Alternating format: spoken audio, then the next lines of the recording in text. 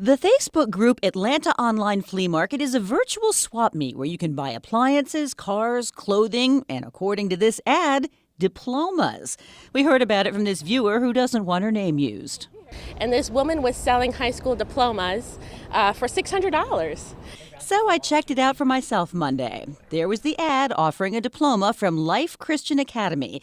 It even features a photo and quote from Oprah Winfrey. The seller, Cree Greer, promises how fast you pay your $600, how fast you receive your diploma. So I texted that phone number. Here's part of the exchange. I asked about payment plans and how fast I could get a diploma. She replied, if you have $350, you can get it today. I asked, do I have to take a class or a test? And she replied, no, ma'am, not if you're ready now. I inquired, is it a real diploma I can use for college? And she replied, yes, ma'am, it's legit. She told me I could pick up my diploma at 2600 Flat Shoals Road in College Park. Ask for Cree, she said. Well, it turns out that address is the Life Christian Academy, an accredited private high school and adult education center. I asked this woman if Cree was there, telling her I was there to pick up a diploma. That woman said she was Cree's mother and Cree would be back in a few minutes.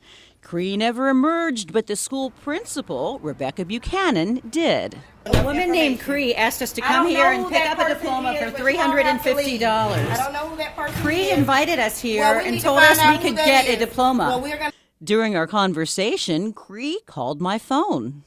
My name's Valerie Hoff. I'm with 11 Alive News. You texted me earlier today and said I could come here and buy a diploma for $350. Later that day, all the Facebook posts disappeared, as did Cree Greer's Facebook page. 24 hours later, the school's owner, Kelvin Waters, invited us back for a tour. He and Principal Buchanan told me they had no idea who was responsible for the diploma scam. So it is a total scam. What do you think's going on? It seems like someone wants to hinder our school. We have a great school. We have a great mission. Our goal is to just help our kids make it. So you want to see this person found out as well? Yes, yes, yes. So let the investigation begin. Last August, we found expired milk, pork, potato salad, and other items at Wayfield Foods in College Park. At the time, that raised a red flag with the state agriculture commissioner. That's totally unacceptable. Wayfield Foods promised to take corrective action. But here's what we found on April 14th at the same store and a second location a few miles away. Eggs, deli sandwiches, steak, and pork with sell-by dates varying from February 22nd to April 7th. When you have fresh meats, when you have deli meats that are past their prime, there really is an increased risk of contamination from bacteria that could be growing on those products. Also April 14th, we visited two Big Lots locations. The Roswell store that had expired food last year, this time had expired sausage and an assortment of pantry items. The Duluth store had expired cheese for sale. And two Family Dollar locations had expired cereal, baked goods, and peanut butter. Georgia law doesn't regulate pantry items, but does require refrigerated foods to be taken off shelves by the expiration date. Our recent purchases prompted an investigation into Wayfield Foods and Big Lots by the Georgia Department of Agriculture. We have inspectors at both facilities right now. We contacted Wayfield Foods and got this statement, which reads in part, we will take appropriate action to address and correct the breakdown. Big Lots also promised to investigate and correct the problem.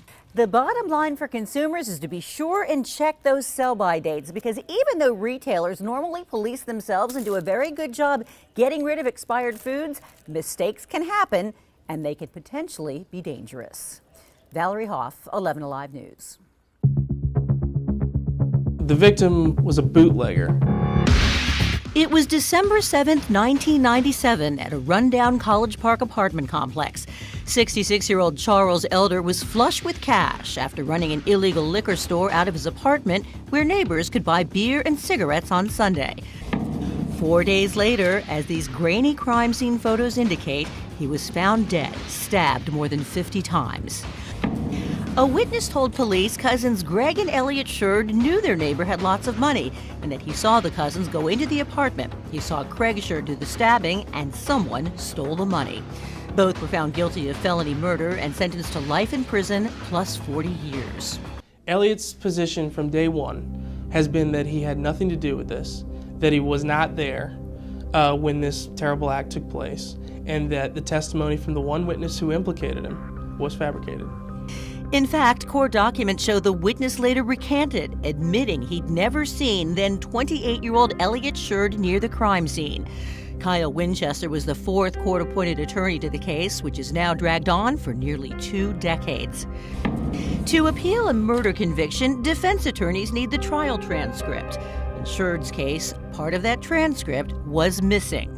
An important part, attorneys' closing arguments and the judge's instructions to the jury.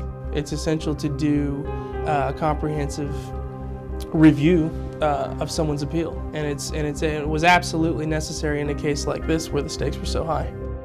In all those years of appeal hearings, the transcripts never turned up, and the original court reporter died. Sherd sat in prison at Wheeler Correctional Facility in South Georgia until Winchester, fresh out of law school, took on the case last year. Last week, the Georgia Supreme Court unanimously reversed Elliot Sherd's conviction because of the missing transcript. It's now up to the state whether to try him again. A new trial nearly 20 years after the crime took place?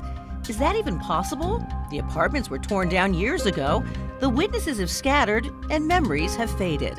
I can't comment on that. From my perspective, it would be extremely difficult, but that's a decision that rests with the district attorney's office at this point.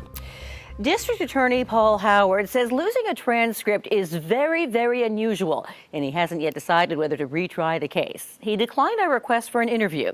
Elliot Sherd, now 48 years old, will be transferred to the Fulton County Jail to await his fate. He will either get his day in court or possibly his freedom.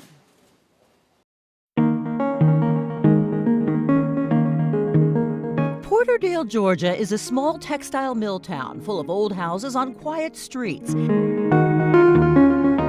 It was here at 27 Hazel Street where Amy Smith says her daughter Tyasia tested positive for lead poisoning in 2007. I had took her for a checkup and they tested her for lead. They called me and they asked me, do I know lead's in the house? I told them no. A county environmental investigation revealed Tyasia's lead levels were dangerously high, more than 5 times what the CDC labels cause for concern, most likely due to deteriorating lead-based paint throughout the house. They had told me if it got over 5 more, she would have died. The family's lawsuit accuses landlord Bobby Chupp of refusing to repair the house even after county investigators recommended he do so. They say Tyasia has permanent brain damage. She has severe neurological deficits that will persist for the rest of her life.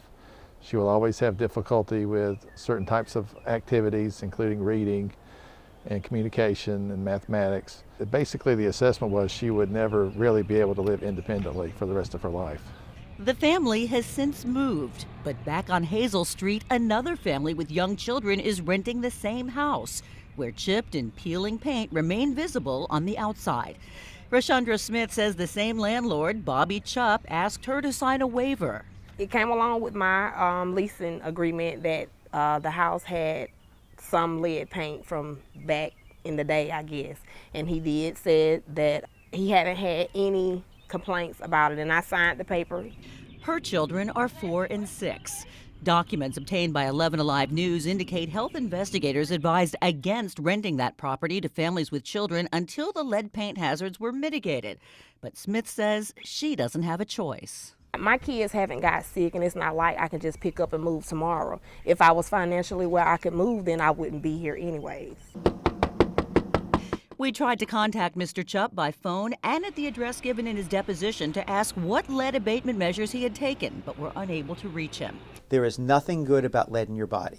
Experts say homes built before 1978 are more likely to contain lead-based paint, which was banned at that time. And lead poisoning is more common in low-income children who live in older housing. Just around the corner from Hazel Street, this mom got the bad news just recently from her family doctor. Her son Jeremiah is 1. They did some blood work on him. They said they seen a little lead, but they're not sure how much. So they want us to take him to the doctor and see, he got to go to the hospital and do blood work so they can find out. State health officials say last year alone, more than 2,500 Georgia children tested positive for lead poisoning. And among the counties most at risk are Floyd, Cobb, DeKalb, Fulton, Gwinnett, and Hall.